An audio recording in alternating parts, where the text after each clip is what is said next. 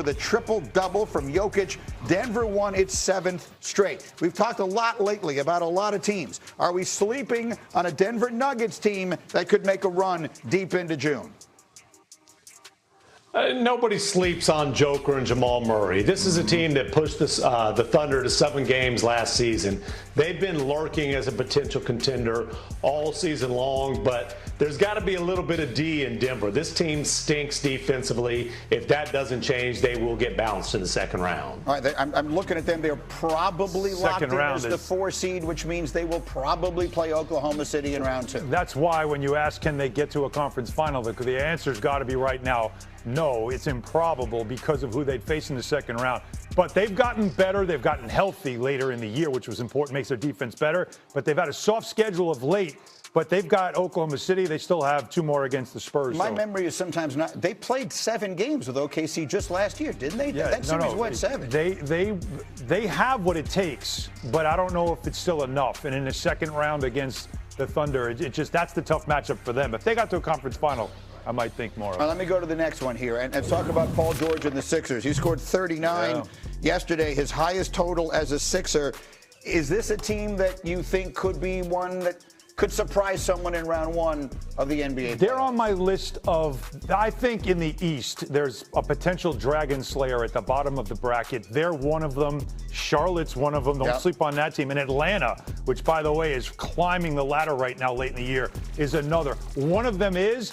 And if I'm the Knicks and I'm looking at the standings because the Knicks aren't playing great basketball right now, this is one team with their backcourt I'd want to avoid. The Sixers right now are on a flat-footed tie with Toronto in that 6-7. And the difference there is a doozy, obviously. One, you're in the play-in, and the other one, you are comfortably into the playoffs. So are you buying the Sixers as a team that could win a playoff round?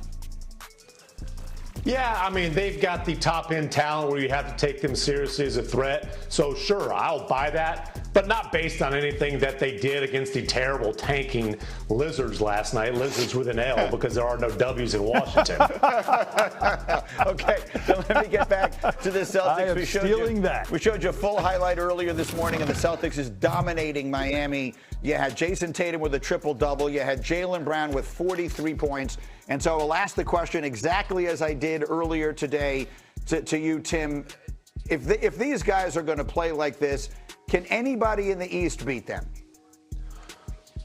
They're the clear-cut favorites, and not only if they play like this, but if Jason Tatum continues to get better, if he continues to round his way into form as he returns from a 10-month Achilles rehab. This is a remarkable story. Star power, system, proven champions, and not peaking yet. Let me put the full screen up here just because I love seeing these names. So if I could see C19 up there, Matt. They're going for the 40 points and a 25-point triple-double in the same game.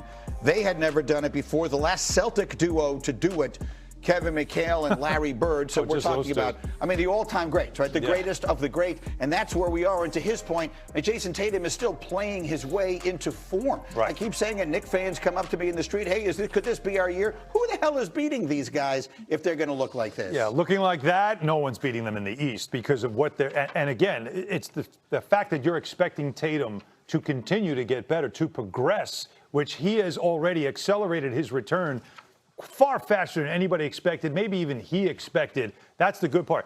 Also, to me, there's a little bit of revenge factor in this team. Not only were they defiant about, oh, no, we're not taking a gap year. That's not what we do here in Boston. Not only were they doing that all year, and Jaylen Brown said, I'm just going to play like an MVP this year and make sure my team stays in the hunt. They didn't just stay in the hunt. They won 50 games, and they're going to get the 2 seed in the East. But you add this player, and then you think of the memory of last year. And you know that was a bitter ending for the Boston Celtics in the playoffs. And maybe, just maybe, all of this is giving them a little extra, I don't know, eye of the tiger. Yeah. Maybe they are starting to feel like the Celtic dynasty is not dead.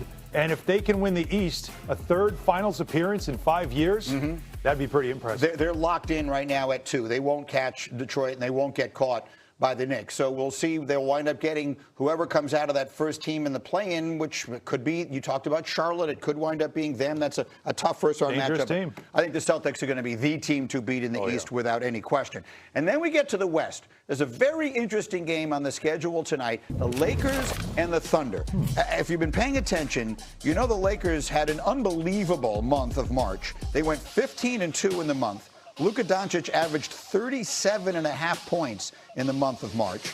Meanwhile, the top-seeded Thunder are the first team this year to 60 wins. They have a 2-game lead on the Spurs. So as we sit here every single morning and take the temperature of the Lakers and figure out what is this team capable of doing, Tim, I never know what to make of games in early April in the NBA. Like, what, if anything, can the Lakers do tonight that will make you think differently of what they might accomplish in the next 6 weeks? The Thunder will give you the 1 of 82. Bull crap. Do not buy that. This game means something. It means something. Shea doesn't want to talk about MVP, but he does want to win it. I promise you that. He'll be ramped up for that.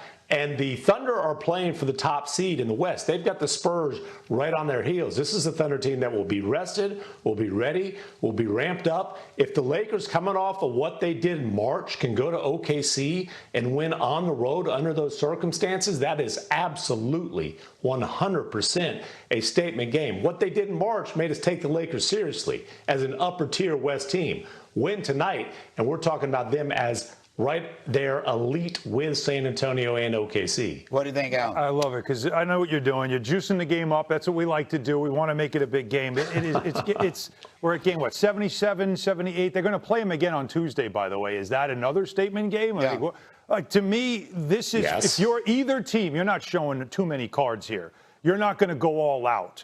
You're going to play and play hard, but there's not going to be anything about, hey, this is a precursor to what could be a conference finals matchup or any of that stuff, because you don't want to do that. You do want to win, but this isn't going to tell us one thing or another, I don't think. Not this late in the season. I don't think you make statement games about the other team you're playing. You make the statement about yourself, and that's what the Lakers want to do, is make that statement that this run is legit, and we proved it by not just beating some soft scheduled teams, but also the defending champs. Yeah, I'm looking at the standings. The Lakers have a 1.5-game lead on Denver right now to stay in the 3. And I think the difference between the 3 and the 4 feels big. The first round, I'm not exactly sure who you'd rather play in that spot. But obviously, it avoids OKC in that second round. And while I love what San Antonio is doing, I'm assuming teams would rather play them than OKC in the second round of the playoffs. But you're also, the Lakers want to stay 3, I guess is what I'm saying. Yeah, they certainly do. Now, again, it's all about just showing out what are you about. But I'm not, like,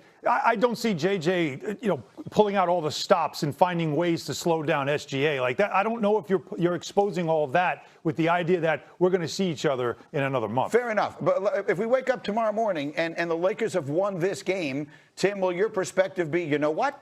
Maybe there is a little more cooking here than I thought that there was even before they went out on that floor?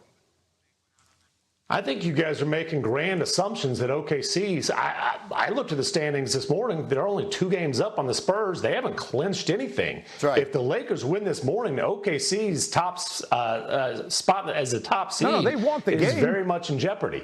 No, Tim. But I'm not arguing they don't want the saying. game. They want the game, but I don't. What does it tell us? I don't think it tells us anything now. Not this late in the season. My point is 3 or 4, we don't know who you're going to see in the second round yet because we don't know who that top seed is going to be. But again, 15-2 in March, and it wasn't all against soft teams, right? They beat the Wolves. They beat the Knicks. They put together some really nice wins in that stretch. But again, to do it on the road against the defending champs, absolutely, that deserves respect, attention, and I'm pretty sure you'll be talking about it in the morning, Greeny. By the way, you look at the top 4 teams in the West, and it's the last column in the standings, is their last 10 games. In their last 10 games, and I know there are a lot of teams that aren't even playing right now, so you have to take some of it with a grain of salt. But the Thunder in their last 10 games are 9-1. The Spurs are 10-0. The Lakers are 9-1, and the Nuggets are 8-2. So all these teams are hot right now as we head into this last, week and a half here, where, as we just pointed out, a few things are left to be sorted out in the standings. Coming up, back to football.